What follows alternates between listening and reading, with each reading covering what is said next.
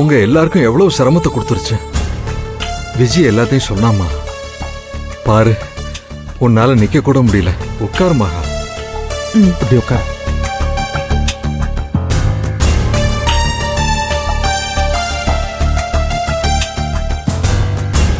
மகா, என் பையனால ரொம்ப கஷ்டத்தை அனுபவிச்சிட்டேன்.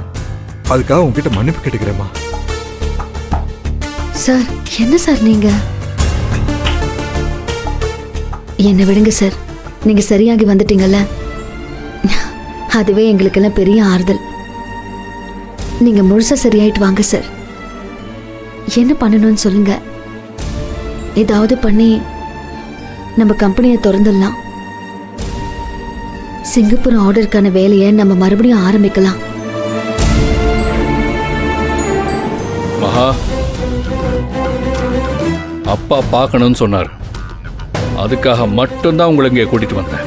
நீங்க எதுக்காக தேவையில்லாதெல்லாம் பேசிட்டு இருக்கீங்க? அப்பா, மகா வந்தாச்சு, பார்த்துட்டீங்கல்ல, அவங்கள கிளம்ப சொல்லுங்க.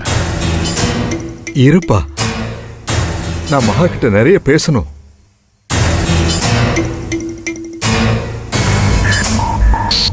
சரி, நீங்க சாவகாசமா பேசுங்க. பில்டர் ரொம்ப நேரமா வெயிட் பண்ணிட்டு இருக்காரு. இந்த டாக்குமெண்ட்ல கையெழுத்து போட்டீங்கன்னா ஒரு பணத்தை செட்டில் பண்ணிட்டு கிளம்பிட்டே இருப்பார். மகா, என் பையன் கார்மெண்ட் ஃபேக்டரியை ஒரு பில்டர் கிட்ட விற்கலான்னு முடிவு பண்ணிட்டான். அதை இடிச்சிட்டு அந்த இடத்துல ஒரு காம்ப்ளெக்ஸ் கட்டலான்னு முடிவு பண்றாங்க.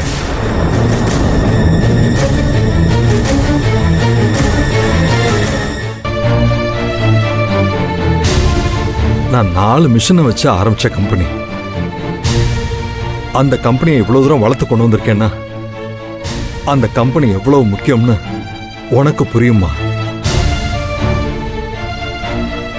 என் கம்பெனி என் காலத்துக்கு அப்புறமும்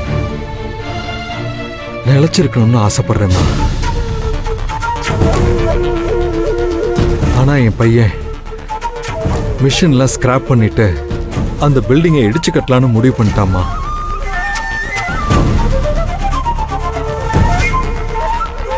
அப்படி பண்ணா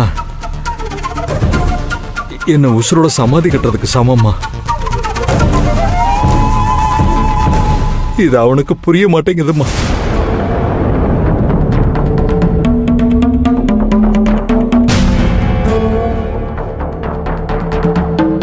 சார், ஆமாம்மா, அப்படித்தான். இந்த கம்பெனி காலத்துக்கும் நிலைச்சிருக்கணுமா. எனக்கு அப்புறமும் என் பேர் சொல்லணும். அதுக்கு ஒரே வழி, கம்பெனியை நீ எடுத்து நடத்தினாதான்.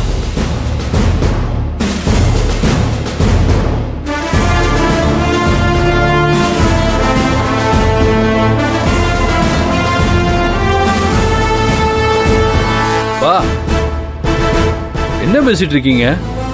நான் பேசி முடிக்கிற வரைக்கும் நீ குறுக்க பேசாத. வா மகா, எப்படியாவது 50 லட்சம் ரூபாய் பணத்தை ஏற்பாடு பண்ணி லோனை அடைச்சிருமா. கம்பெனியை உன் பேருக்கே எழுதி வச்சிடுறேம்மா.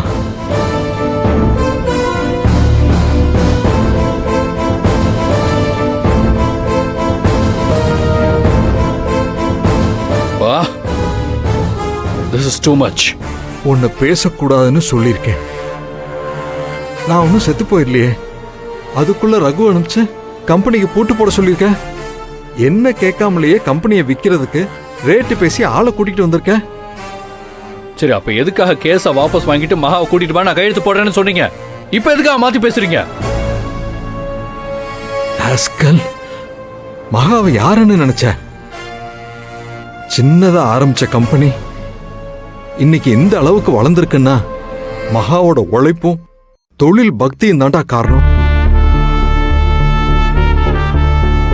அப்பேற்பட்டவ மேல திருட்டு பழி சுமத்திருக்க.